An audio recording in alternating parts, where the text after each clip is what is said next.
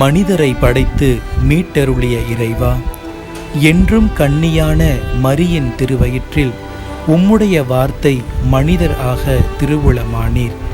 எங்கள் மனித இயல்பை தமதாக்கிக் கொண்ட உம் திருமகன் தம் இறை இயல்பில் எங்களுக்கு பங்கு அளிப்பாராக. உம்மோடு பரிசுத்த ஆவியானவரின் ஐக்கியத்தில் இறைவனா என்றென்றும் வாழ்ந்து ஆட்சி செய்கின்ற எங்கள் ஆண்டவரும் உம் திருமகனுமாகிய இயேசு கிறிஸ்து வழியாக உம்மை மன்றாடுகின்றோம். ஆமென்.